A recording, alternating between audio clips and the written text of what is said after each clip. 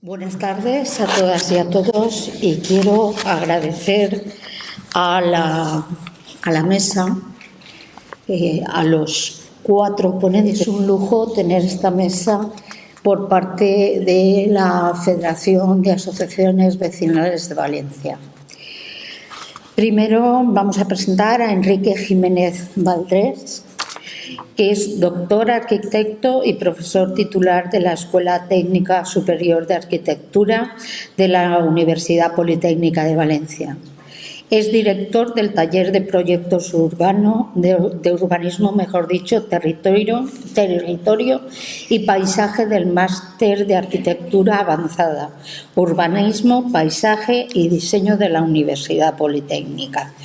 Y es profesor invitado en diversas universidades de Iberoamérica. Aquí a mi derecha, Jorge Gil Martínez, que es también arquitecto y profesor asociado de la Escuela Técnica Superior de Arquitectura de la Universidad Politécnica de Valencia. Es profesor del taller de proyectos de urbanismo, territorio y paisaje del máster de arquitectura avanzada, urbanismo, paisaje y diseño también de la Universidad Politécnica. Es arquitecto municipal de Serra y socio de Habitat Arquitectos y colaborador de Escabecoma y de la Federación de Asociaciones Vecinales de Valencia. Tengo que decir que es un gran compañero que está siempre que lo necesitamos, está ahí. Y tengo que decir que muchas veces. María Ángeles Sancho Burgo es arquitecta y socia de TH Arquitectura. Destacó su carrera profesional en el ámbito de la proyección de vivienda protegida y residencial. Por otro lado, tenemos a Joan Romero González, aquí a mi izquierda. Es catedrático de Geografía Humana de la Universidad de Valencia. Ha sido profesor visitante en las universidades de Les y ha ejercido diversos cargos técnicos y políticos de relevancia tanto en el Gobierno de España como en la Generalitat Valenciana, y es consultor experto del Gobierno de España y de varias comunidades autónomas.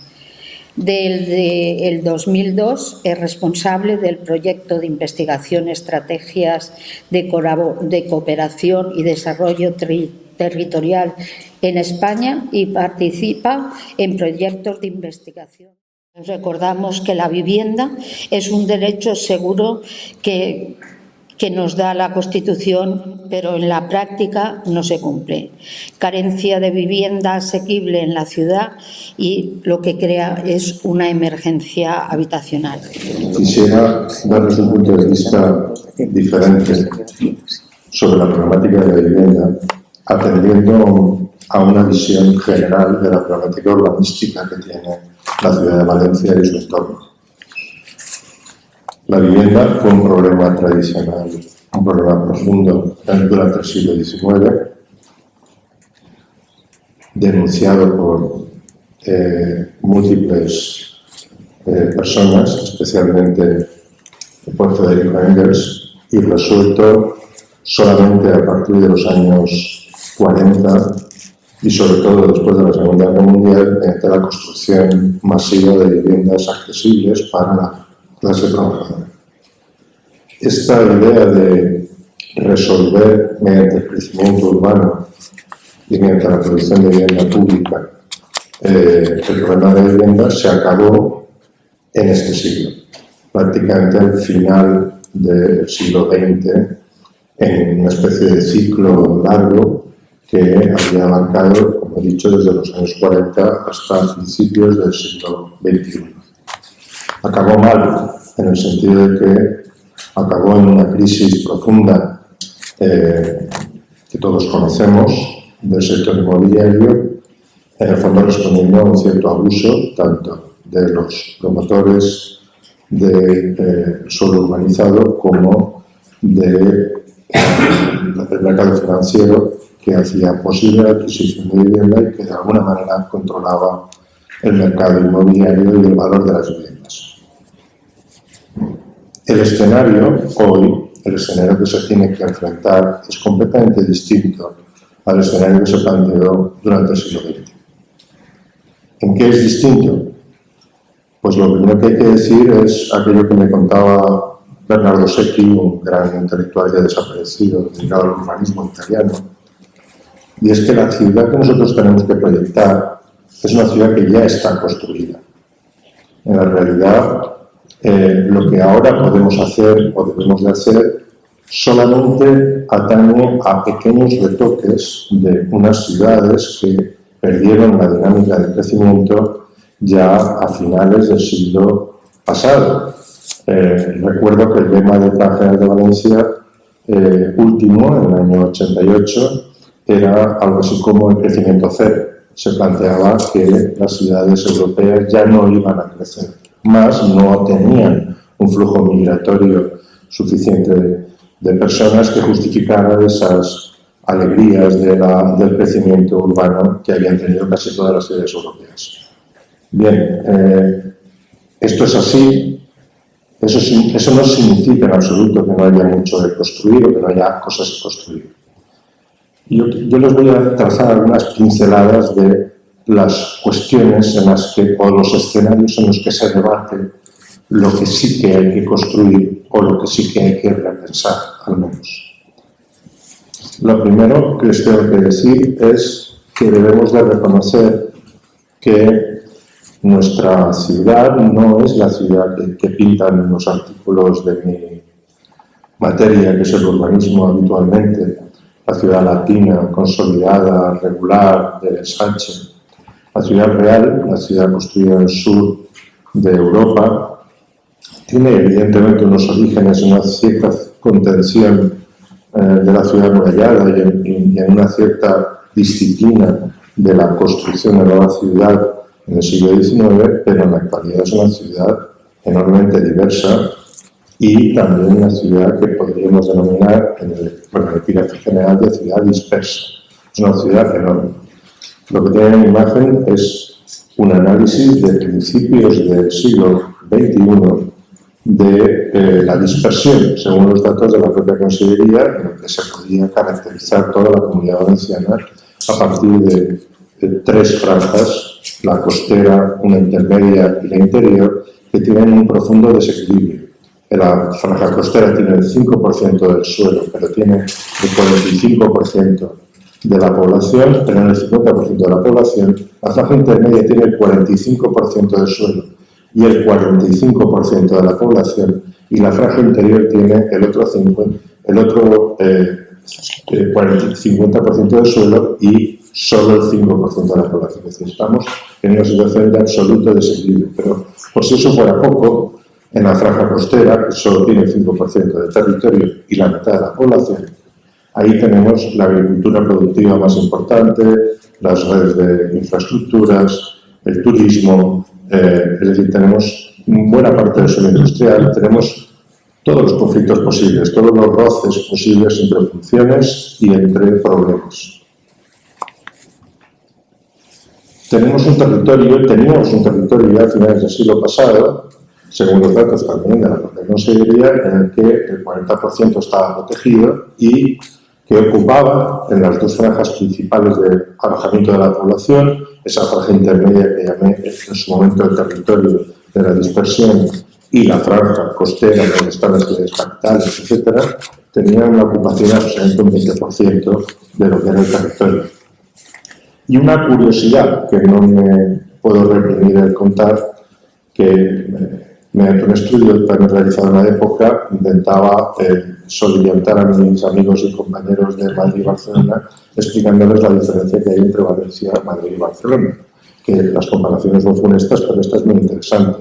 Para la misma cantidad de población, 1, 0,7, 0,8, nosotros los valencianos utilizamos 6 unidades territoriales para la habitación. En Barcelona utilizan 2 y en Madrid 1. Es decir, nosotros estamos ya de normal muy dispersos en el territorio. Y eso tiene una consecuencia fundamental que quisiera que ustedes vislumbraran, que es que nosotros tenemos mucho más borde. Nosotros, las manchas donde está la gente viviendo en el territorio, tienen muchísimo más borde, 6 veces más borde como mínimo que Madrid y 3 veces más que Barcelona.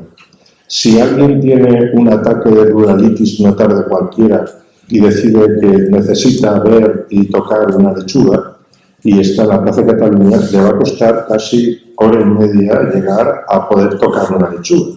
Si está en Madrid a Puerta del Sol y se le ocurre tener ese ataque de ruralitis y quiere ver una cebolla, le va a costar 2 horas llegar hasta un sitio donde piense que está en un espacio rural. Si estamos en Valencia nos va a costar 20 minutos en una bicicleta. Cogemos una bicicleta y tal, y nos vamos, y la vuelta la tenemos a 20 minutos. Señores, esto es una gloria. Es decir, nosotros tenemos una ciudad fantástica. Tenemos una ciudad con unas enormes posibilidades, porque tiene una capacidad enorme de incorporación del paisaje periurbano, que además es un paisaje diverso, con escenarios muy distintos. Pero no podemos negar que Valencia no es solamente la ciudad de Valencia. Es la ciudad de Valencia y es un conjunto, una constelación de pequeñas ciudades y de territorios alrededor que mide por lo menos unos 35 kilómetros. Si vemos la realidad de ese territorio en los años 40, tendríamos la imagen que tienen ustedes ahí. Piensen que los puntitos negros son las ciudades que hay, que tienen también una disposición en la que no voy a entrar, bastante compleja y bastante interesante.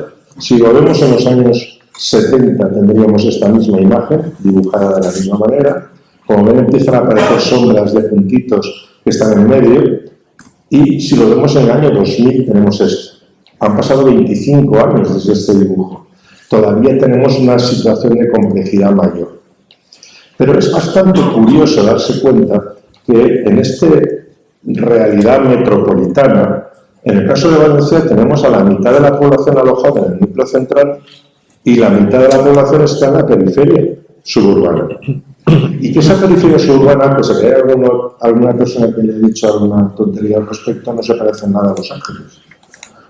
Los Ángeles es una especie de desierto de chaletitos, de casitas por ahí que no tienen otra cosa, pero aquí la realidad de esa periferia es muy compleja. Hay núcleos de población más densos, hay urbanizaciones, hay tejidos industriales, hay dotaciones, hay suelos agrícolas, hay infraestructuras, es enormemente compleja, paisajísticamente compleja y funcionalmente compleja. Y como digo, la mitad de la población vive ahí. Y quiero convencerles con estas imágenes que cualquier problema que queramos discutir, sobre todo el de la vivienda, no podemos discutirlo si no es en este escenario. La imagen que tienen es otro trabajo del año 2000, en el que lo que veíamos eran los tejidos de baja densidad situados en la periferia. Como ustedes sabrán o habrán oído alguna vez, los tejidos de baja densidad han sido demonizados absolutamente como insostenibles y, directamente te llevan al infierno, tradicionalmente en las últimas décadas. En la realidad, los tejidos de baja densidad se empezaron a crear al mismo tiempo que el ensanche y tenían una tradición propia en los huertos jardín que había alrededor de la ciudad de Valencia y expresan también ciertamente algunos atributos de la sociedad de consumo, etcétera, pero también una cierta cultura propia de amor a la tierra o de conocimiento de la horticultura, de lo que se puede hacer. Tienen bastante que ver en muchos casos con la idea o el recuerdo de la actividad agrícola. Esta ciudad enorme de 35 kilómetros alrededor funciona como una unidad y funciona cada vez más como una unidad. Se creó como distinguiendo el uso del núcleo central y los núcleos densos respecto a la periferia, haciendo que la periferia se construyó fundamentalmente como segunda residencia, pero evidentemente a partir de los años 80, cuando se produce el boom de los precios de la vivienda, porque hay una urbanización nueva en la ciudad central, mucha gente decidió que esa podía ser su alternativa de vivienda de primera residencia. Y muchos herederos de la generación que construyó esas segundas viviendas decidieron que era más económico y más barato vivir ahí y además tenían unas ciertas ventajas de calidad de vida.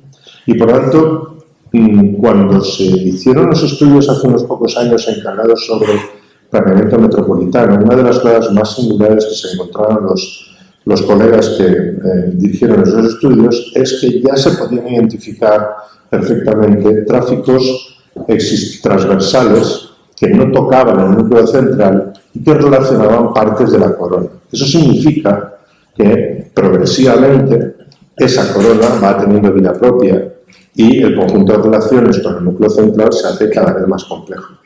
Desde luego, si alguien se plantea aterrizar en Valencia de nuevo, porque es un extranjero que decide vivir aquí o alguien que viene de otro lugar, va a tener que explorar toda el área para encontrar una vivienda y no va a dudarlo. No podemos pensar que si esa es la realidad del mercado inmobiliario, la gente va a explorar ese ámbito. Cualquier solución al problema de vivienda debería también contar con esa exploración o con una inteligencia alrededor de ese ámbito. Una característica de los últimos 20 años es que ese ámbito nos empieza a parecer interesante, no es solo residual. Hace 20 años, 25 años, el único parque natural que existía en toda la comunidad era la Font Rocha, en Alcoy. En la actualidad, este es el listado de parques naturales, hay 21. Y además de eso, hay un 40% de suelo que es suelo protegido como mínimo en el conjunto de los territorios municipales de toda la comunidad. Un tipo que he querido traer hoy aquí, que es importante porque complementa esta visión de una manera responsable, es que es un trabajo que hizo un alumno mío que reunió en una cartografía unificada los suelos que habían sufrido un incendio forestal. Tienen ustedes en diversos colores. Yo le dije, ¿por qué no haces un cálculo con una especie de anillo alrededor? Porque están todos como agrupados en una determinada posición más allá justo del límite de lo que denominamos área metropolitana. Y lo hice, y lo calculo. Y resulta que lo que se ha quemado en los últimos 20 años aquí es lo mismo que mide el área metropolitana. Exactamente lo mismo. Lo cual significa que hay un déficit social, político, administrativo, de gestión del espacio metropolitano y de los límites exteriores. Allí justo donde el área metropolitana deja de serlo, pierde su nombre y empieza ese otro concepto del territorio vacío, del territorio vaciado, ¿no? Ya no podemos tampoco desconocer esa zona y sus alternativas. Si vemos esa corona que hemos marcado, si la vemos, si lo vemos sobre una representación donde podemos distinguir los tejidos, podrán distinguir exactamente dónde está. Está en el espacio vacío, pero está justo más allá del azul de 50, que sería la infraestructura aún en construcción, aunque se inició en los años 70 del siglo pasado, que organizaría la área metropolitana. Perdón.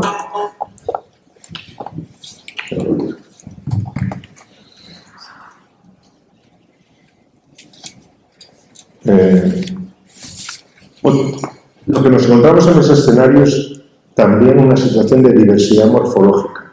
Les he traído un ejemplo de finales de la última década del siglo pasado, un estudio tesis doctorado sobre las subparcelaciones residenciales. Ya se empieza a ver que de lo que se trata de cómo hemos construido sin planificar ese espacio de las periferias suburbanas es a base de fragmentos discretos, desconectados unos de otros, mal equipados, problemáticos en sí mismos por falta de planificación. Hemos abandonado hace mucho tiempo esta idea del entorno rural o las imágenes características del entorno rural, una masía, en este caso arbolada, delante de un espacio cultivado. Y tenemos un problema que no hemos sabido tratar hasta muy recientemente, que es el problema del diseminado, de lo que nosotros llamamos diseminado. Aquí tienen estructuras del diseminado en el área metropolitana de Valencia.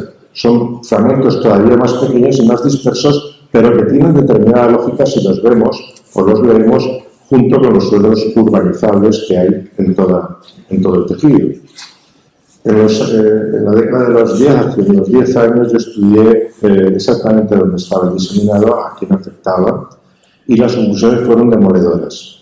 Hay 105 municipios de la Comunidad Valenciana que tienen una incidencia enorme de parcelaciones con diseminador. El diseminador se construye con actuaciones aisladas, una a una, en espacios que apenas se transforman, que son aún agrícolas. Y por lo tanto es un problema porque no tiene ningún tipo de planificación y un déficit de urbanización importante, lógicamente. Si vemos las cifras, verán ustedes que el espacio de aquel análisis arrojaba una cifra muy interesante, 46.649 hectáreas de suelo afectado por los procesos de diseminado, que son procesos que no están regulados en el planeamiento. Para que entiendan la magnitud de la cifra, fíjense la tarta de distribución de cantidades, de proporciones de la urbanización del SIOS, que es como la Biblia para los técnicos de la Administración de la Generalitat. Es el estudio de los usos del suelo, muy pormenorizado, con cartografía unificada, etc. Bueno, pues ustedes verán por las cifras que estamos hablando de una cantidad similar a casi la totalidad de los crecimientos de los fragmentos existentes en el territorio de cualquier tipo de uso que no sean los centros históricos y las extensiones de los centros históricos. Estamos hablando de una magnitud de impacto territorial enorme. Se creó un organismo específico hace poco, en esta última legislatura, pretendiendo resolver ese problema de esas viviendas aisladas en diseminado, con una idea antigua, a mi juicio, que es una idea de que el buen urbanismo es aquel que proporciona calles bien urbanizadas. Esta es una idea de finales del siglo pasado. Y dejando por resolver una cuestión importantísima, que es la integración del alojamiento, de la vivienda, en el medio rural. ¿Por qué me parece importante esta pincelada sobre la problemática? Pues porque creo que no hemos sacado todas las conclusiones que deberíamos de la pandemia y la pandemia ha puesto bastante patas arriba nuestra comprensión del territorio y el problema de la vivienda, porque ha demostrado que la congestión es mala para la transmisión de los virus y mucha gente ha optado nuevamente por buscar una residencia fuera de la ciudad. Y también porque el desarrollo tecnológico está poniendo en evidencia que en muchos casos hay una mayor correspondencia de la ciudad dispersa con los mecanismos de captación de energías renovables y por lo tanto se está diluyendo los prejuicios que teníamos frente a la ciudad dispersa razonablemente. Otra cuestión que me parece fundamental para discutir el problema de la vivienda es lo que ocurre en la propia ciudad. La propia ciudad también está construida. Quedan algunos episodios de crecimiento nuevo de la ciudad pendientes, ciertamente, con una problemática muy específica en la mayor parte de los casos, que es la resolución de los bordes urbanos.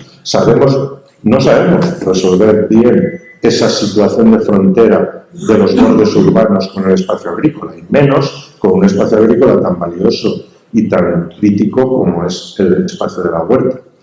Me parece que en ello aún hay también mucho que pensar, mucho que hacer.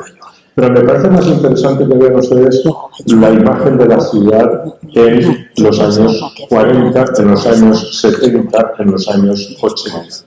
Y lo que sería la diferencia. Me he referido a un periodo solo de 30 años de construcción de la ciudad. Pues les diré que el 66% de los tejidos construidos en la ciudad de Valencia pertenecen o se construyeron en ese periodo, o anterior, de los años 40 a los años 80. Si hacemos caso de los suecos y de las normas tecnológicas españolas, las estructuras de hormigón tienen una validez, tienen una obsolescencia programada prácticamente de entre 50 y 70 años. Vamos a ser optimistas, digamos, cojamos la cifra mayor, 70 años. Pues muy bien, resulta que 40 más 70 son 2010 y que estamos ya metidos de cabeza en un periodo en el que la obsolescencia afectará con el mismo ritmo al mismo paquete de edificaciones. Es decir, la ciudad que hemos heredado, la ciudad que ya está construida, no es una ciudad estática, es una ciudad que se degrada. y por tanto tenemos que actuar sobre ella. Podemos hacerlo de muchas maneras, podemos hacer una tarea cosmética, ponerle alguna joya de algún equipamiento por ahí para que quede bien, mucho maquillaje, mucha renovación de las carpinterías, de la fontanería, de los tal, o podemos pensar que tampoco fuimos del todo maravillosos a la hora de diseñar la ciudad y que si quisiéramos mejorar su calidad ambiental tendríamos que actuar también con alguna cirugía o obteniendo una cuota mayor de espacio público y probablemente una disminución del techo porque hemos construido una ciudad con enormes densidades. ¿Cómo se hace eso? Muy complicado, realmente. Eso es muy complicado, afecta a mucha gente. Les diré una idea para provocar, aunque solo sea eso. Si alguien tiene derecho a tener una atribución de edificabilidad, es el que ayudó a construir la ciudad. No solo el que se posicionó en la periferia para hacer un negocio, sino sobre todo el que contribuyó con su esfuerzo a construir la ciudad. Me parece que nunca la reforma interior, que no es la referencia ni mucho menos que deberíamos de tomar, nunca se planteó eso. Siempre se buscó una fórmula para machacar a los que estaban ya viviendo y desde Haussmann en adelante lo que se hizo fue una especie de atropello sistemático con la máquina y el bulldozer y abrir nuevas cosas, nuevos caminos, nuevas calles. Tenemos ejemplos en Valencia. Ahí está la calle de la Paz, por ejemplo. Pero peor la avenida del Oeste. Pero bueno, nunca nadie se planteó un criterio más ético de intervención que permitiera que la gente que ya tiene una casa en la ciudad tuviera la opción de elegir quedarse o irse a otro lugar, trasladarse. Lo que sí que tenemos que empezar a pensar es que no se puede idear la ciudad del futuro mejorada si no somos capaces de trasladar alguna cuota de techo y si no nos planteamos exactamente eso, que al mismo tiempo de intervenir en la ciudad en crecimiento, tenemos que tener la disciplina de intervenir en la ciudad que hay que renovar. Sería bastante sensato que la legislación, las normas y las prácticas administrativas decidiéramos colectivamente una cuota de renovación al mismo tiempo que hacemos una cuota de crecimiento, es decir, una especie de vínculo real de proporciones entre lo que puedo hacer nuevo y lo que tengo que renovar de lo viejo. Si no, nos va a pillar el toro, en el sentido de que nos vamos a encontrar con una ciudad degradada, con todos los problemas que también conlleva el que la ciudad se degrade enormemente y acabe siendo un escenario simplemente de una lucha feroz de aquellos que la quieren renovar con los residentes existentes. Habría que pensar un sistema más equilibrado que permitiera una renovación, una mejora sistemática de la ciudad.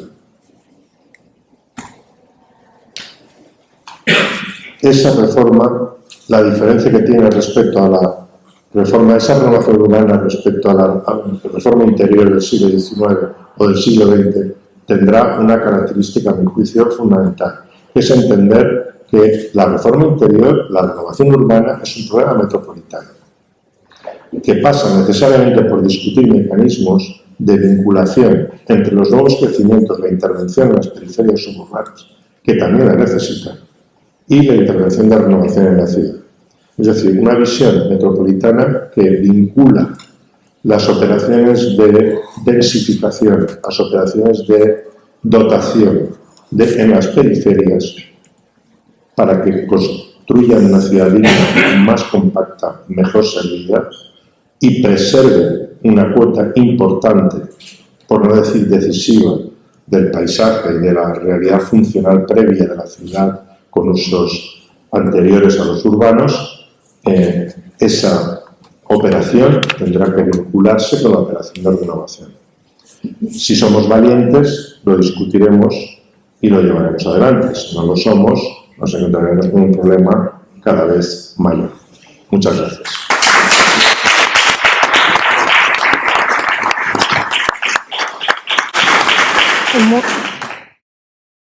Yo voy a intentar explicar, si conseguimos arrancar esto, qué es el proyecto de una vivienda de protección pública, la importancia que tiene en la calificación, es el documento que inicia el expediente y a partir del cual empieza todo el proceso, sobre todo también porque me han preocupado, me han indicado vuestra preocupación, que es el módulo, cómo se aplica y cómo influye en el precio de la vivienda, que supongo es lo que más os interesa a todos. A ver, para empezar entonces, sí, eso es lo que estoy diciendo. Hace poco, el 12 de mayo, se aprobó el último decreto que regula la vivienda con el nuevo reglamento y hay cosas que han ido cambiando. Empezaría definiendo lo que es vivienda pública, que está en el artículo 2, si os parece lo leo, lo tenéis ahí para leer.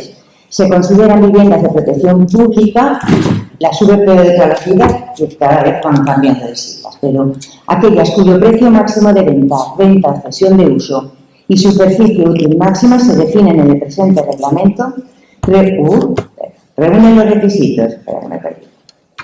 Reúnen los requisitos establecidos por la legislación en la materia y sus normas de desarrollo. Está destinada a personas usuarias con un nivel de ingresos limitados y se califiquen o reconozcan como tal por la Administración. Con esto que nos afecta al proyecto, a los arquitectos para redactar el proyecto, pues que tenemos una limitación en la superficie útil máxima, que por otra parte con las viviendas libres que hacemos hoy en día tampoco se queda muy por debajo, está con los 90 metros útiles que ahora hablaremos.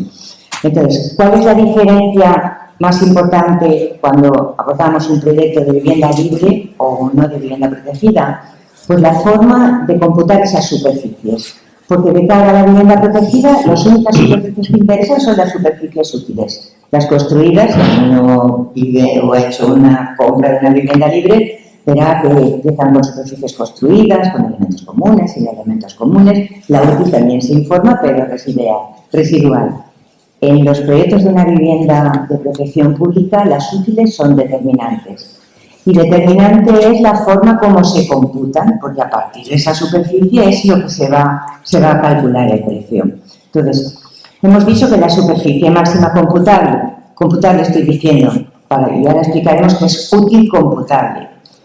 Es 90 metros en general y excepcionalmente vuelven a admitirse las de 120 metros cuadrados. No sé cómo se podrán justificar. Antiguamente era para familias numerosas que así lo necesitaran. Ahora, pues no sé cómo estará lo que dicen que es la necesidad de cumplir con 10 metros cuadrados por persona. Habrá que esperar a ver cómo se interpreta el reglamento. Luego son 8 metros útiles de trastero y 25 metros cuadrados por plaza de aparcamiento.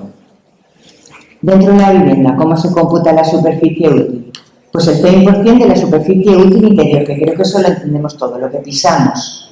Los armarios también, aunque no los pisemos, es superficie útil. Lo podemos ver aquí, por acabar. ¿Qué pasa con las terrazas? Pues la superficie que tengan útil dividido por 2. Eso sería la superficie útil de una vivienda. ¿Qué pasa? Que aquí lo quería explicar. ¿Qué pasa con las terrazas no cubiertas? Cuando dice no cubiertas es, por ejemplo, que estén cubiertas, pero tienen una terraza 2 pisos más arriba. Los áticos, por ejemplo, las terrazas de las plantas primeras, eso no cuenta. O sea, el precio de una vivienda en ático con la misma superficie que la misma vivienda sin esa terraza es el mismo, porque esa superficie no cubierta queda excluida del cómputo. ¿Qué pasa con una promoción, por ejemplo, que cuente con piscina, zona de juegos infantiles, o las obligaciones que ahora tenemos de poner recintos para bicicletas, puestos de basura, o otro tipo de locales sociales, que también estaba muy de moda poner? Eso tampoco computa. Si ustedes compran una vivienda de protección oficial con esas dotaciones, no están incluidas en el cómputo. El promotor las pone pues para venderlas mejor, lógicamente, ¿no? Entonces, aquí quería poner un ejemplo. Si me sale el punto de láser. Para explicar un poquito lo que está haciendo, ¿no?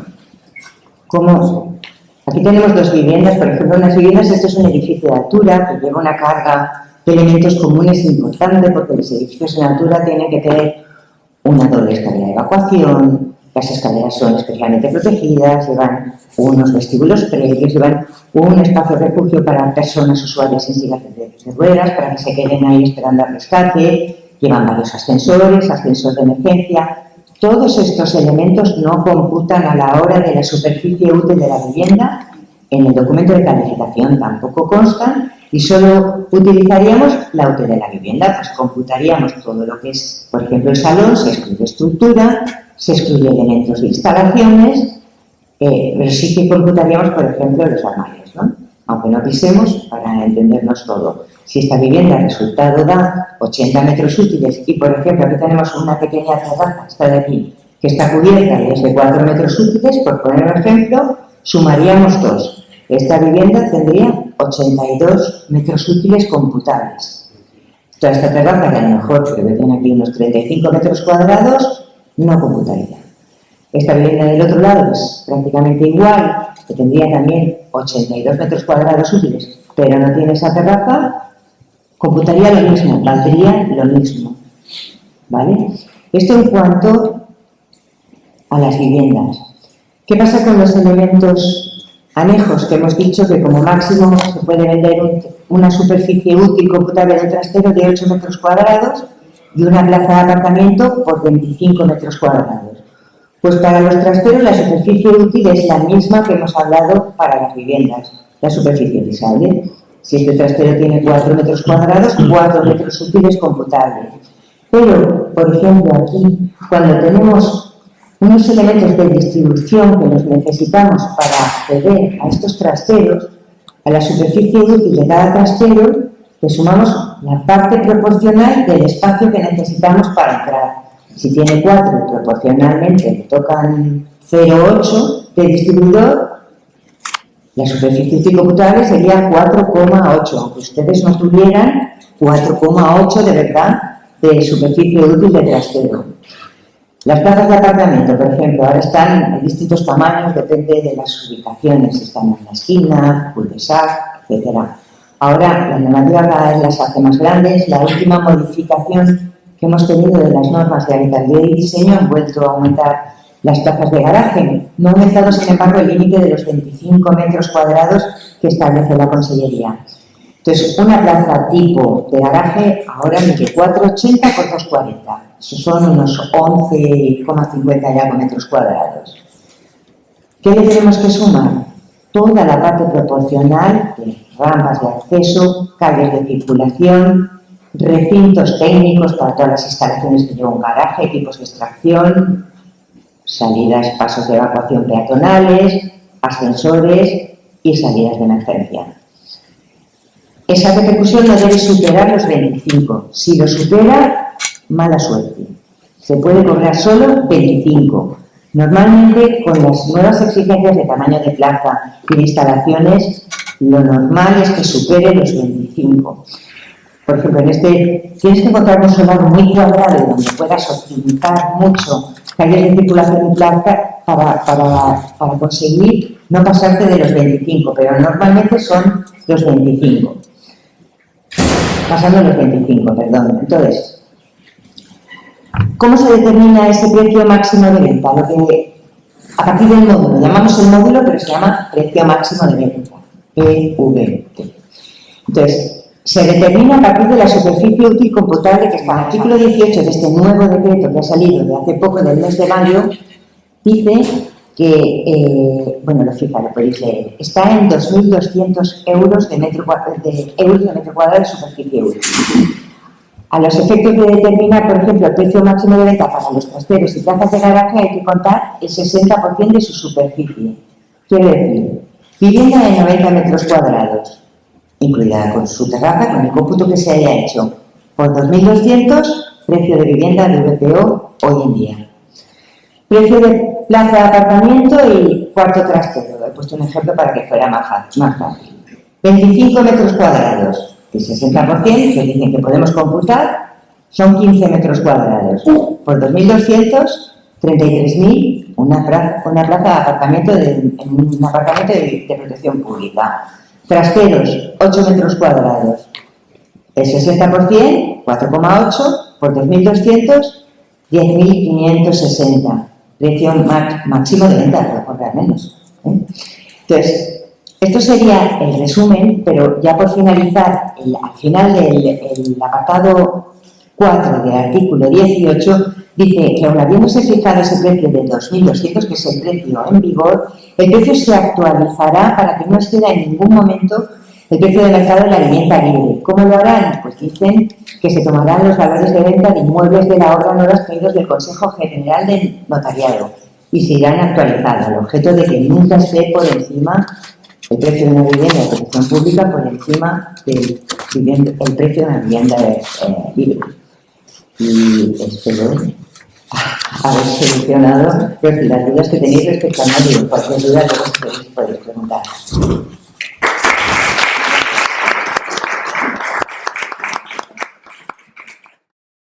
Bueno, entre los muchos retos que tienen las ciudades, nuestras ciudades,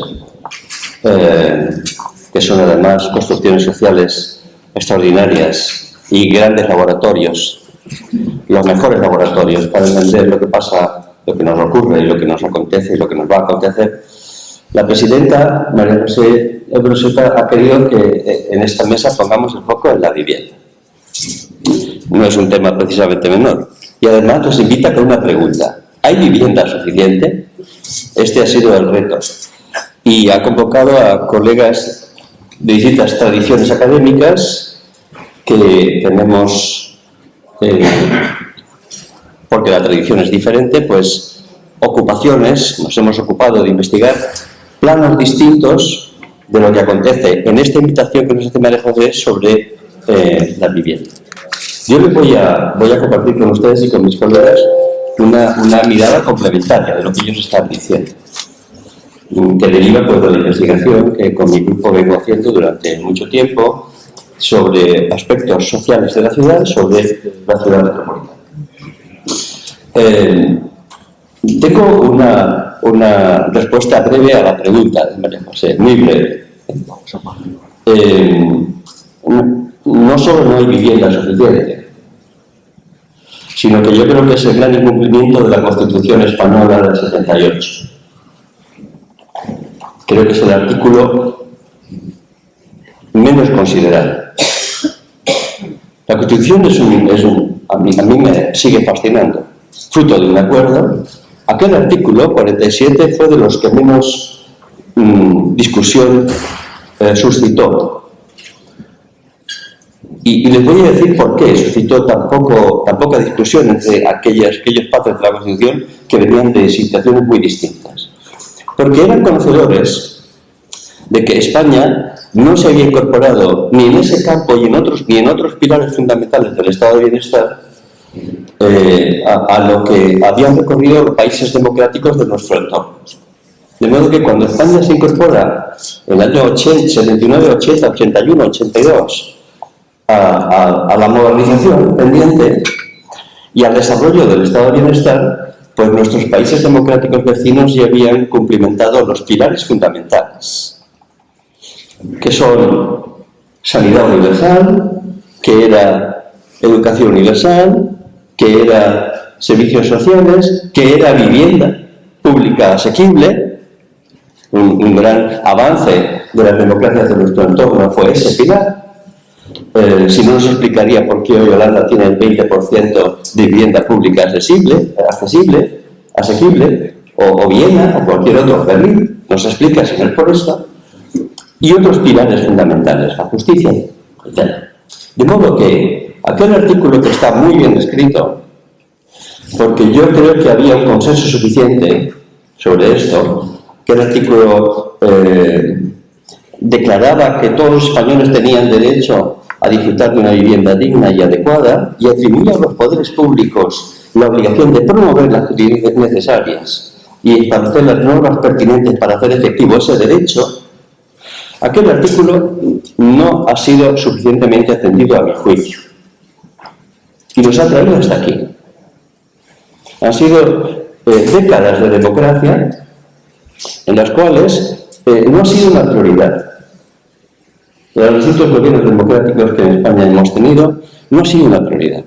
La vivienda pública, la vivienda asequible, la vivienda promovida con iniciativa privada y pública, la vivienda que permitiera que hoy no fuera uno de los tres grandes problemas a juicio de los españoles, uno de los últimos parámetros a los que he visitado para pensar sobre esta mesa, pues venía a decir que el 80% de los españoles se manifiestan muy preocupados por el coste de la vivienda y las dificultades de acceder a ella.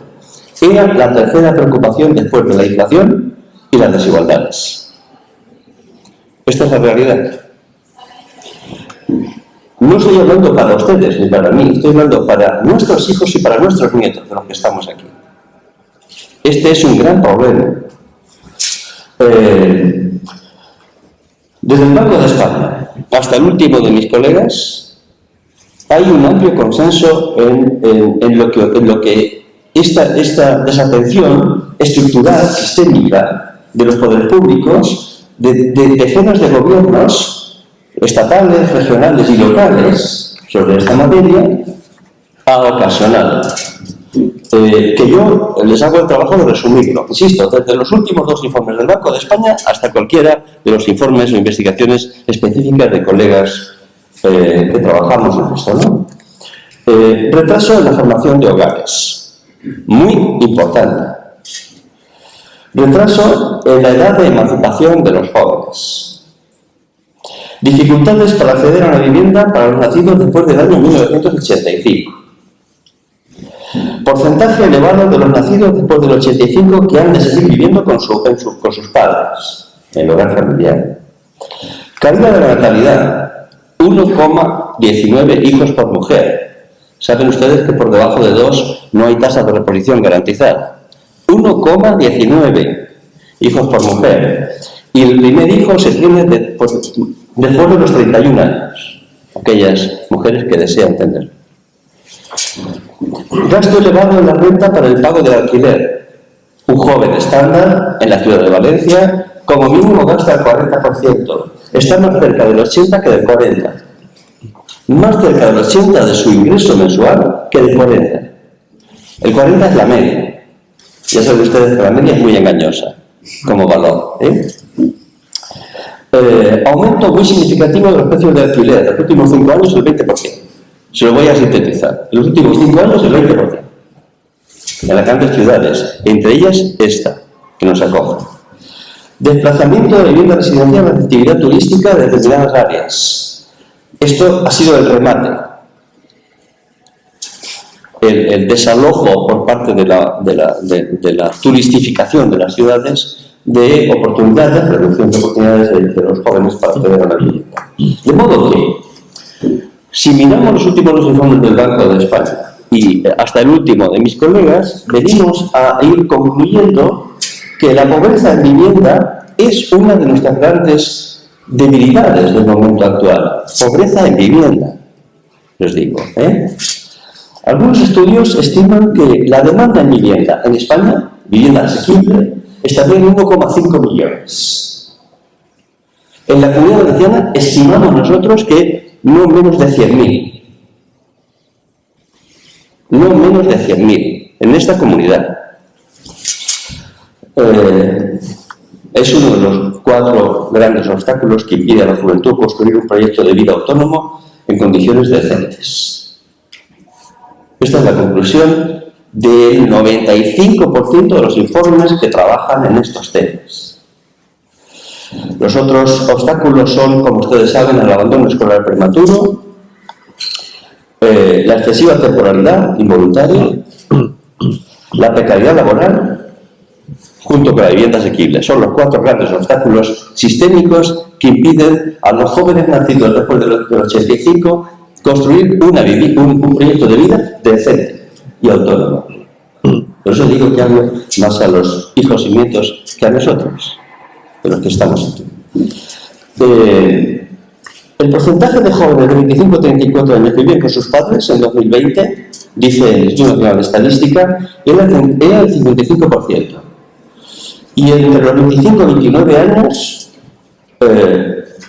también entre los 30 y 34 años, en torno al 25%. Para que se vayan haciendo una idea. De modo que, si a esto le añadimos la situación, digamos, un poco más complicada después del 2019, vamos teniendo una visión de conjunto, pues que no es, bueno, que es la fotografía real. Hay explicación para esto, Lo que no sé si hay es justificación. Explicación sí que la hay. No les voy a cansar con ello ahora. Lo que no hay es justificación. Porque esta situación que tenemos ahora no deriva de una falta de recursos para abordarla, sino de una distinta orientación de las prioridades hacia dónde destinar los recursos públicos que España ha gastado en políticas públicas. No es un problema de recursos, es un problema de prioridades. ¿Por qué digo esto? Pues digo esto porque, para que se hagan una idea, desde el año 1990 al año 2018, el Reino de España gastó 55.800 millones de euros en tren de alta velocidad.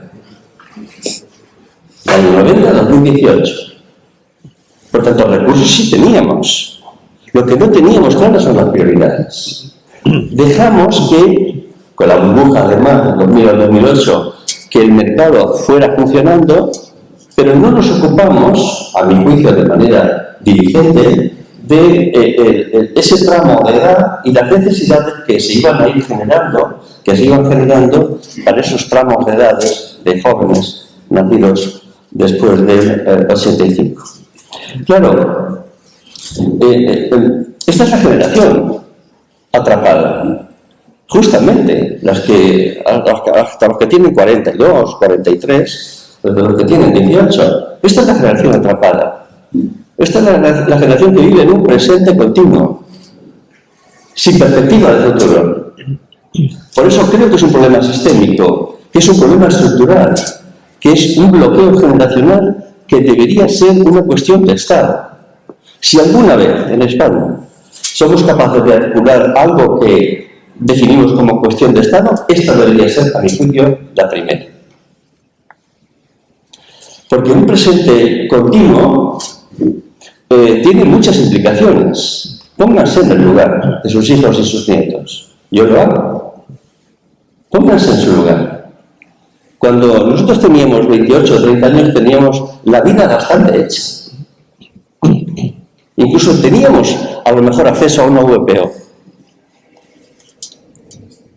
Bastante hecha. ¿Qué futuro le espera a un chico o a una chica de 35 o 37 años que tiene que compartir un cuarto porque no puede pagar más de 400 euros de alquiler? Porque no puede alquilar una casa que lleva de 950 o 1000. ¿Qué futuro le espera? ¿Cómo se puede trazar un futuro a una persona así? ¿Qué implicaciones tiene esto desde el punto de vista cultural, desde el punto de vista emocional, desde el punto de vista de todo lo que ustedes quieran? ¿Cuánto malestar difuso genera esto en nuestras sociedades, en esos tramos de edad? Por cierto, por si les sirve el dato, en el caso de la Comunidad Valenciana, me he molestado en mirarlo, entre 18 y 40 años hay 1.358.000 jóvenes. Para que se hagan una idea, entre 18 y 40 años, 1.356.760 jóvenes. Me estoy refiriendo a ese tramo de edad, básicamente. Y esta es la cuestión. Esto genera un malestar difuso, les decía, que cualquier elemento, cualquier chispa, cualquier cuestión, pues puede generar estallidos o peor, nihilismo o peor, desconexión con el sistema político, con el sistema de participación, con la participación electoral. La desconexión es uno de los riesgos mayores que tenemos en las sociedades actuales, en toda Europa occidental, y desde luego España no es ninguna excepción. Estamos ante un bloqueo generacional, así lo defino yo. Un bloqueo generacional que tiene muchos elementos y todos estos elementos forman un todo. Vivienda asequible, empleo digno, salario, educación, cobertura para los niños nacidos de 0 a 3 años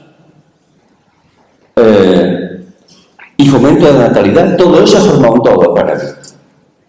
Todo está unido, forma como un círculo. Y para desbloquear ese círculo vicioso, la pieza que hay que sacar y hacerla crecer es la vivienda. Es lo que desbloquea todo el círculo. Esa esta es mi experiencia de lo que he visto en otras ciudades europeas. Si queremos que este círculo vicioso deje de serlo, hay que sacar la vivienda y dar un salto cualitativo. Desbloquea todo lo demás.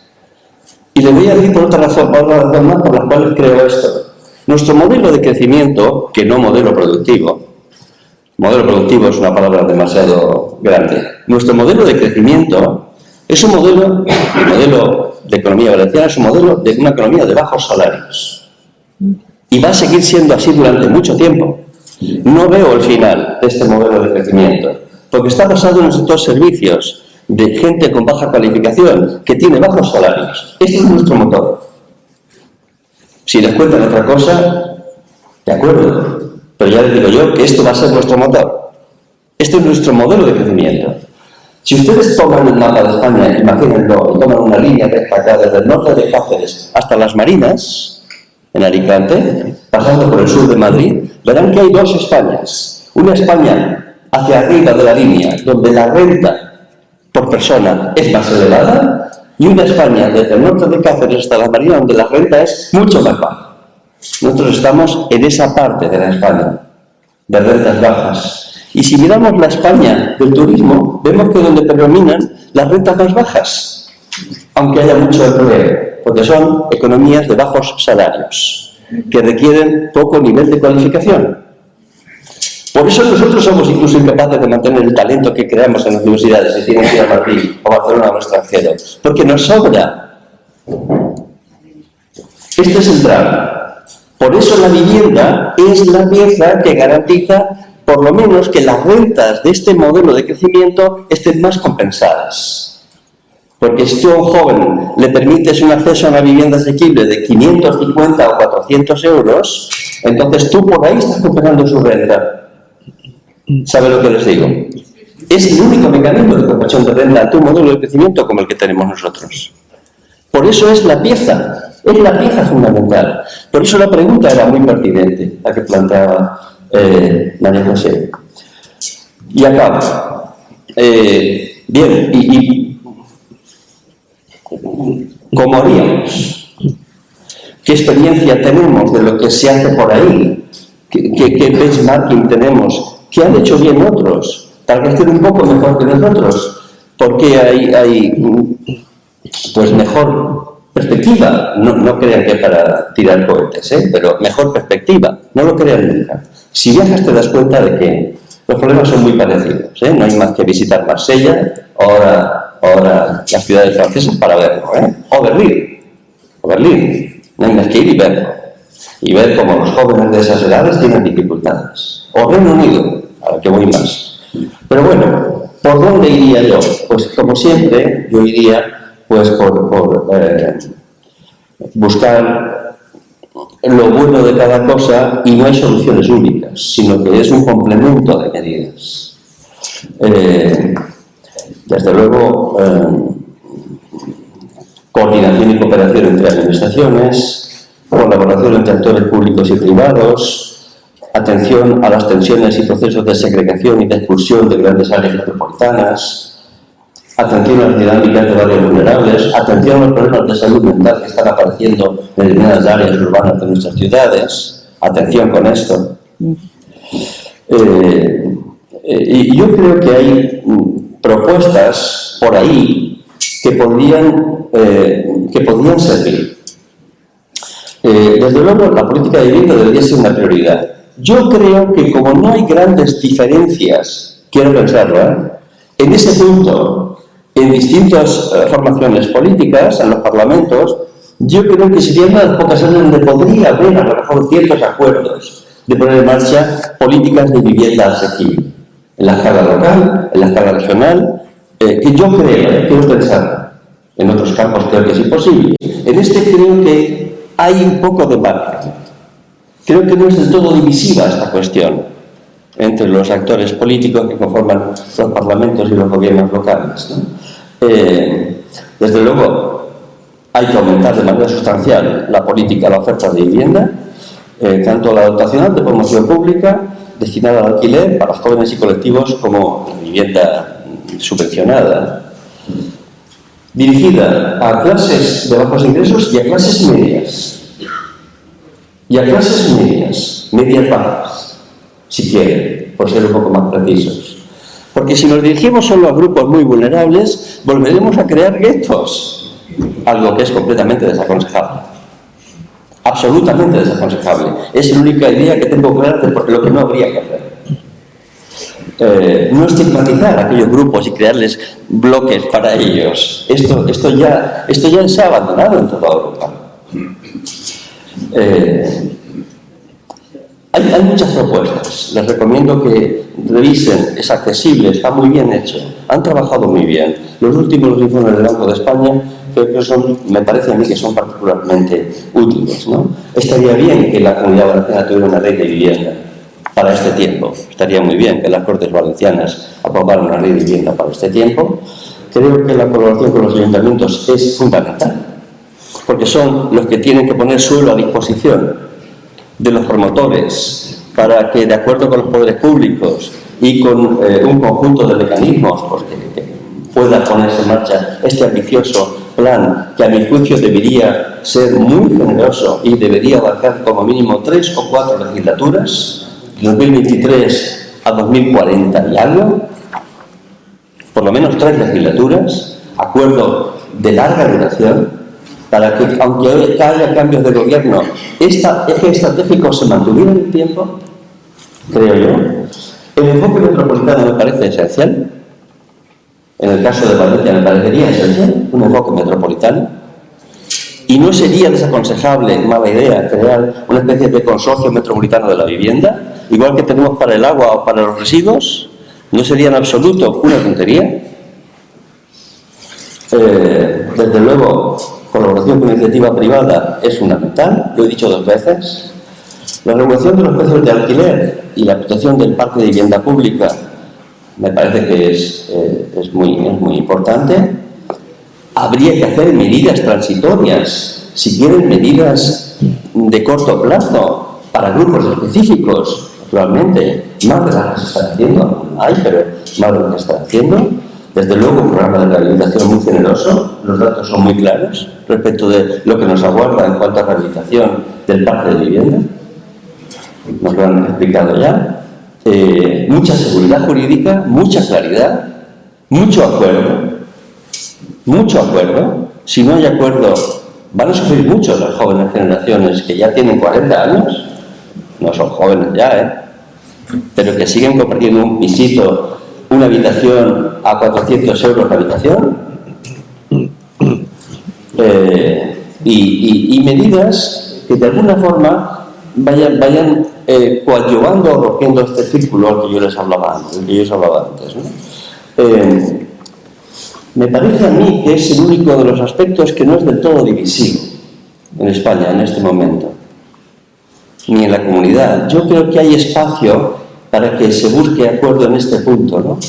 Al fin y al cabo, trasciende el ámbito partidario, el ámbito ideológico. Y todos debemos reconocernos en ese artículo de la Constitución, tan bien escrito, tan claramente redactado. Y aquel acuerdo de ese artículo me parece que sigue vigente hoy. Vigente, pero incumplido. Gracias.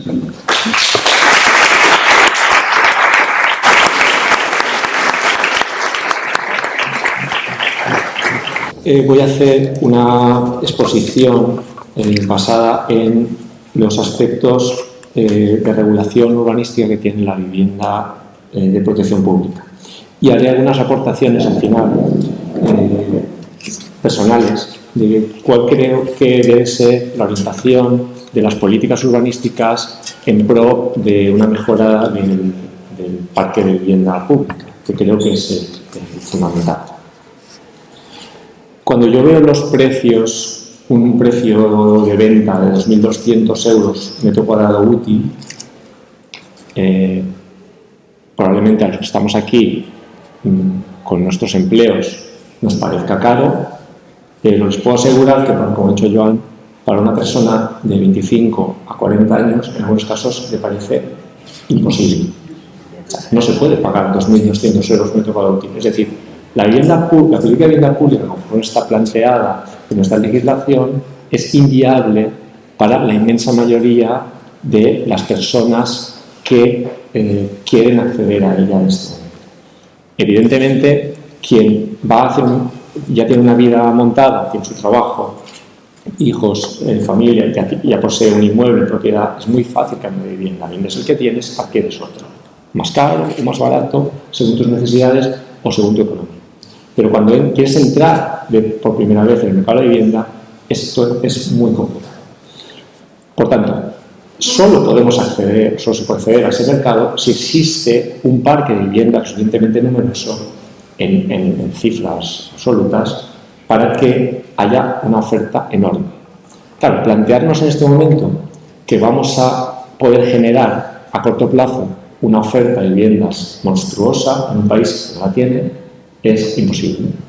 Entonces, ¿qué fórmulas tenemos para ello? Bueno, la legislación valenciana, en el texto refundido de la Ley de Ordenación de Territorio, Urbanismo y Paisaje, el artículo 33, plantea una serie de estándares. Voy a explicar un poco lo que plantea la normativa y vamos a ver un poco las incongruencias que tiene la normativa urbanística. Plantea una reserva de un mínimo de un 30% de la edificabilidad residencial en suelos a urbanizar, o sea, urbanizables y urbanos que no están urbanizados. Un 15% de edificabilidad residencial de reserva para vivienda pública en suelos de ámbitos de renovación urbana, es decir, aquellos que comentaba el profesor Enrique Jiménez que están obsoletos y hay que renovar. Y un 10% en el caso de incrementos de edificabilidades, es decir, por sobrelevación o por densificación. En zonas turísticas no hay vivienda y en segunda residencia no plantea la reserva de vivienda, lo cual es un poco incongruente porque en un planteamiento metropolitano no entiendo por qué esas zonas no pueden tener su reserva que se pueda trasladar luego a otros lugares. Por tanto, estamos perdiendo una capacidad de generar vivienda justo en los lugares donde mayor rentabilidad tiene la edificabilidad. Y por tanto, se pueden producir plusvalías que generen beneficios a la administración vía adquisición de excedentes de aprovechamiento que luego se pueden trasladar a zonas deficitarias de vivienda o a las zonas que se establezcan en el planeamiento. El nuevo decreto que ha comentado aquí mi colega, que es el decreto 68/2023 del Consejo, que establece el reglamento que regula las nuevas viviendas, establece que por fin que la calificación de una vivienda de protección pública es permanente. Es decir, que ya no podemos hacer esa trampa legal que yo siempre he considerado que era un fraude a la administración pública de comprar una vivienda de protección pública a los 10 años de clasificarla y venderla a precio de mercado, muy por encima de su valor en ese momento. También plantea una cosa muy interesante que va en la línea que hablaba Joan, que es que se establece una preferencia de reserva, esto es positivo, en favor de personas jóvenes en al menos un 40% de la oferta de vivienda protegida. Es decir, por fin se está diciendo que quien necesita la vivienda son los jóvenes. Por lo menos el 40% de la vivienda de protección pública que sea para jóvenes. No el decreto no dice cómo, pero sí dice que se debería hacer. Bueno, habrá que establecer mecanismos para que esto se produzca. Bueno, ante este panorama, ¿qué se puede hacer? Bueno, yo soy un firme defensor de que la vivienda pública debe ser un parámetro urbanístico transversal. Es decir, hasta ahora tenemos las prestaciones universales que todos conocemos, educación, sanidad, y el derecho a la vivienda debería ser uno más. Las prestaciones universalizadas en las cuales la vivienda debe ser, como ha dicho Joan, un pilar básico. Por tanto, la vivienda, a mi juicio, debería convertirse la vivienda pública en un equipamiento asistencial. Es decir, debería considerarse parte de los equipamientos asistenciales. De ese modo, la administración podría actuar de una manera rápida. ¿Por qué? Porque todo aquel equipamiento asistencial que nos encontremos en un municipio podría ser transformado, podría ser edificado con destino a vivienda de protección pública en alquiler. En alquiler. Es decir, estamos hablando de sueldos de dominio público que no se pueden vender. Eso también evitaría luego operaciones sospechosas que todos tenemos en la cabeza de transferencia de vivienda pública a fondos de inversión. ¿Vale?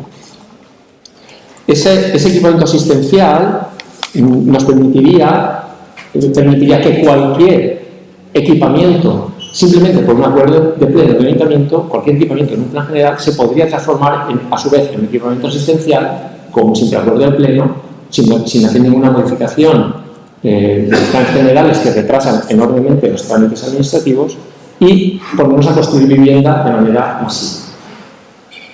Eso por parte de la administración. Ahora falta ver de dónde sale el dinero. Bueno, el dinero está, pero el dinero se puede obtener de otras maneras también. Por tanto, es importante establecer, en relación con la gestión pública, de lo que estoy hablando ahora, un estándar mínimo dotacional de reserva de suelo público asistencial. Es decir, todos los planes generales y todas las áreas de desarrollo deberían tener, igual que tienen un porcentaje mínimo de usos dotacionales, dígase, un porcentaje mínimo de zonas verdes, de red viaria, de equipamientos educativos, equipamientos sociales, también exista un porcentaje mínimo de vivienda social en alquiler. No una reserva, como dice la LOTUC, de un 30% de la edificabilidad. No, ahí está toda, la privada, la pública, la alquiler y la que de venta. Yo hablo de vivienda en alquiler, solo en alquiler. Un estándar mínimo dotacional que habrá que cumplir en todo el planeamiento. Hay una cuestión muy importante que ha hablado Joan Romero y que yo defiendo también, que es la creación de agencias públicas municipales para gestionar el alquiler público.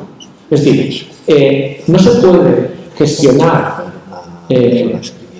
un parque de vivienda si no existe organismos especializados que se dediquen a esto. Es decir, a captar vivienda, ponerla en el mercado, a ayudar a los propietarios de vivienda a poner en el mercado esa vivienda con seguridad, que la vivienda esté bien conservada, asegurando la renta a esas personas que quizás puedan tener miedo de poner su vivienda en el mercado por incertidumbre, y garantizándoles que su inmueble está en perfectas condiciones y que obtienen una renta la que se paga.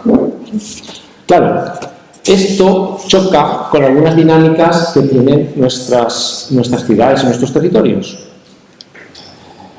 ¿Por qué? Porque la promoción privada, cuando la demanda es alta, no quiere hacer vivienda de protección oficial. Lo ha explicado María Ángeles muy bien. Es decir, los promotores venden metros cuadrados útiles y todo lo que es metros cuadrados construidos no lo pueden vender, se lo comen. Y los metros cuadrados útiles tienen el precio tasado.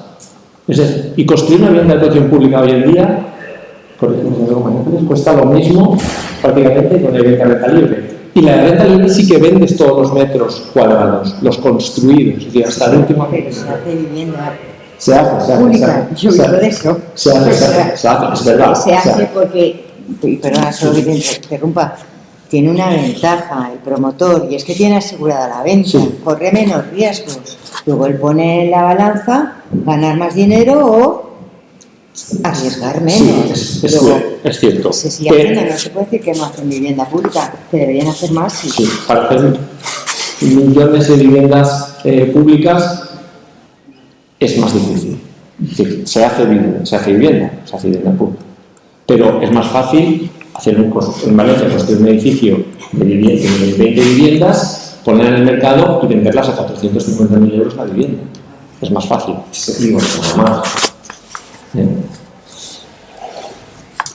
Generalmente se viviendas no las compra gente de aquí. Y jóvenes tampoco, porque no pueden comprarlas. ¿Qué soluciones tenemos a esto? Bueno, pues si queremos realmente incentivar la promoción, la construcción de vivienda de protección pública y que se ponga vivienda en el mercado a esos precios, es decir, que el promotor le resulta interesante hacer vivienda pública, hay que conseguir bajar el precio del suelo. Porque si yo no tengo el precio tasado, que es una de las máximas de la vivienda pública, que el precio del suelo está tasado, o sea, no puedo pasarme de un determinado porcentaje, bastante bajo, yo puedo hacer vivienda pública porque mis costes están tasados, ¿no? Por tanto, si yo quiero incentivar que la promoción privada realice vivienda de protección pública, debo de controlar el precio del suelo. Y si esa vivienda tiene que funcionar de forma transversal en la ciudad, es decir, que no genere desigualdades y no genere guetos, es decir, que haya vivienda en todos los barrios, y en todos los barrios puede haber vivienda de protección pública, en Ciutat Bella, en Eixample, en Olivereta, en todos los barrios, en los poblados del sur, del oeste, marítimos, en todos. Es necesario que el precio del suelo baje. Si yo quiero controlar el precio del suelo no se controla por decreto. Hoy gobierna uno, mañana gobierna el otro, el decreto se tumba. ¿Vale? No sirve de poco regular de esa manera. Sirve coyunturalmente. Lo que sabemos que sigue funcionando, es la fiscalidad.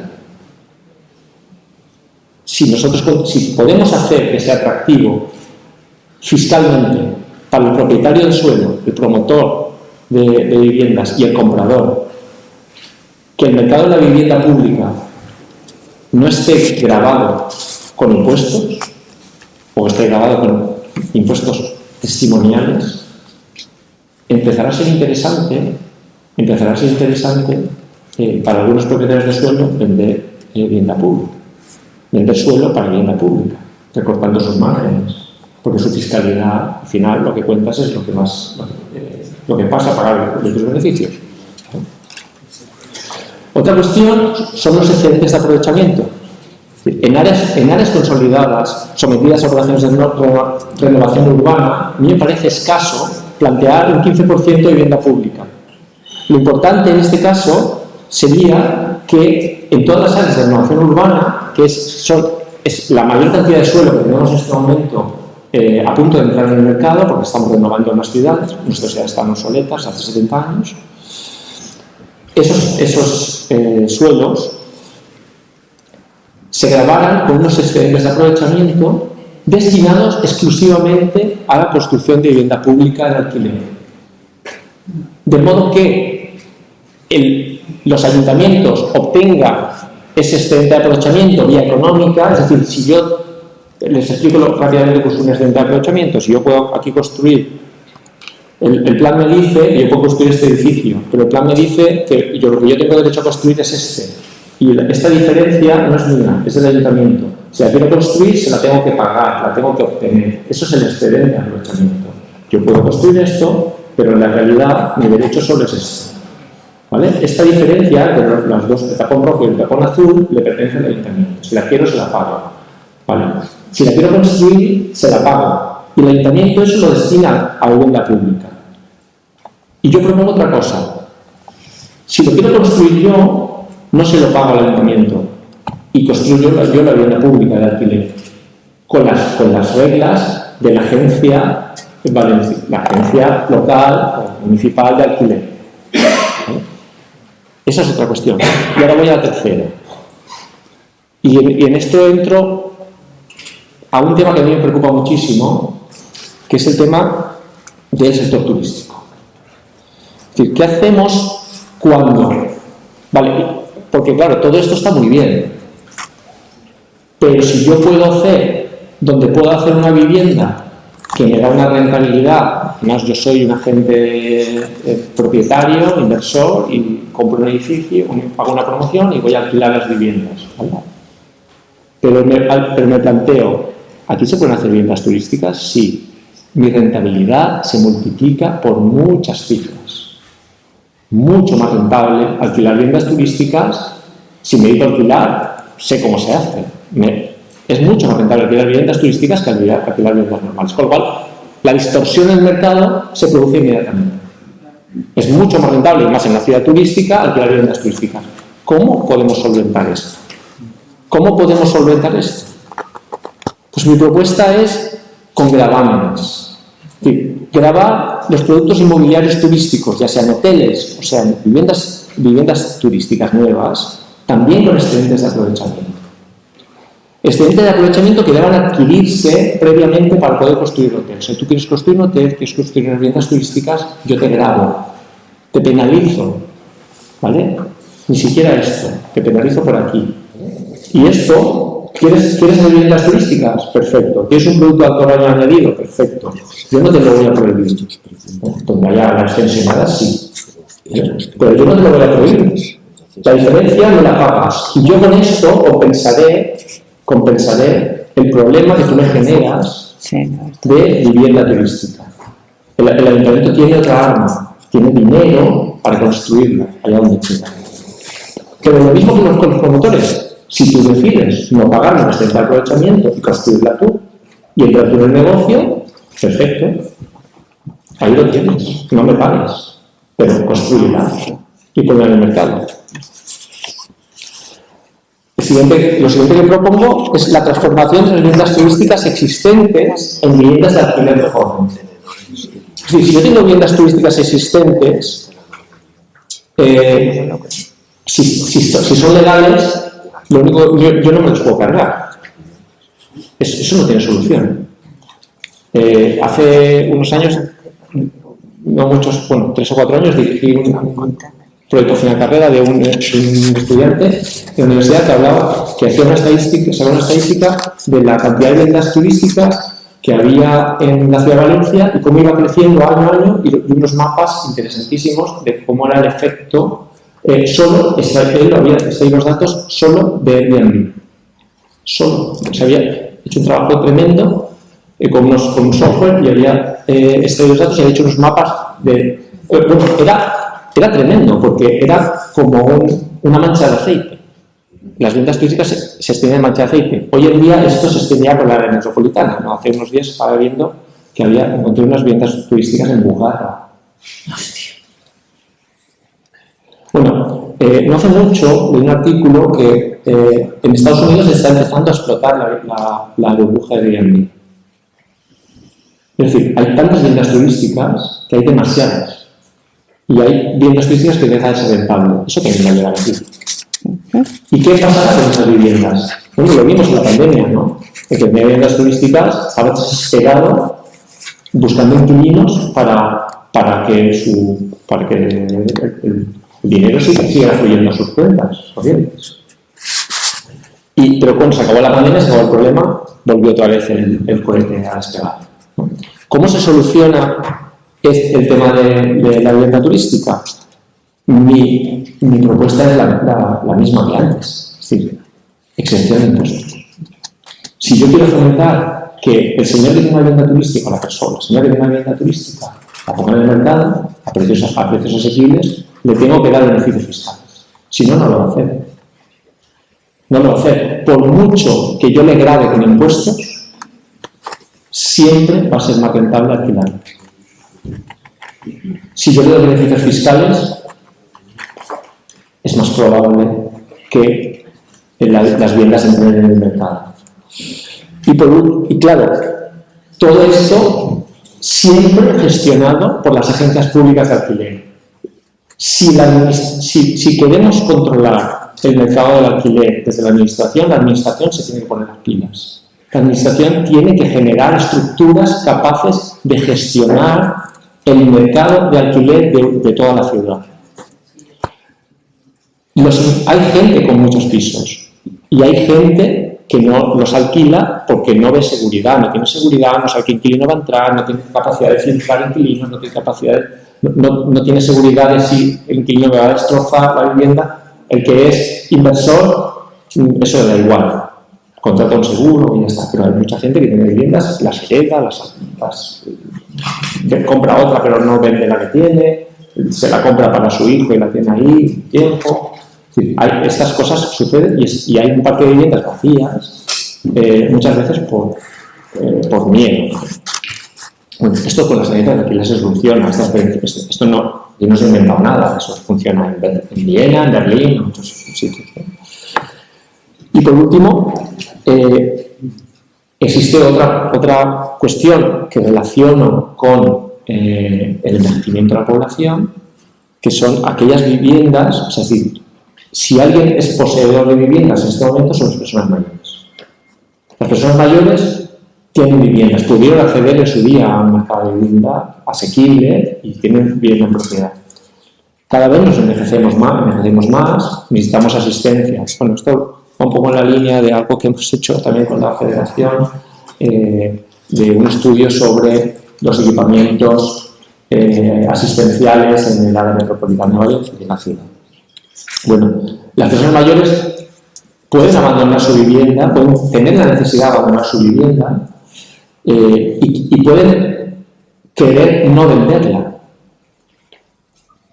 por lo que sea, porque quieren conservar la propiedad, porque quieren cederla en herencia a sus descendientes, pero esa vivienda, esa persona que sale de su vivienda y va a una residencia, ese bien no se puede quedar vacío, ni puede quedar en el limbo, ¿no?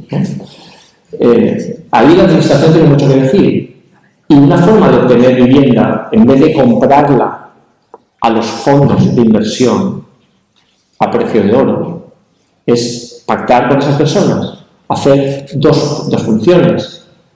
Yo te permuto asistencia social, te permuto asistencia médica, te permuto mantenimiento de la vivienda cuando probablemente tu renta sea menor por las pensiones, por las pensiones bajas.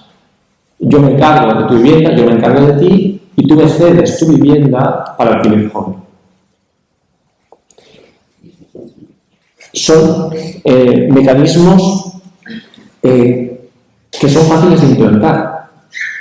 Y lo único que hay que generar son las estructuras necesarias, administrativas, para que realmente el mercado que nos interesa, que es el mercado de alquiler, se fomente, se incremente de manera exponencial. Es imposible conseguir lo que se promete en las campañas electorales si no se tiene capacidad, aunque se tenga capacidad económica, si no se tiene capacidad física de generar esas viviendas. Yo puedo tener muchísimo dinero, pero si no tengo sueldo no tengo nada. No voy a poder cumplir mis promesas electorales. Por tanto, tengo que generarlo con lo que ya tengo en propiedad. En este caso, el dominio público, en este caso, la colaboración con los agentes privados, en este caso, las exenciones fiscales. Es más fácil que bajar impuestos a los tenedores de viviendas que las pongan en el mercado que comprárselas. Es más fácil. Bueno, ya está.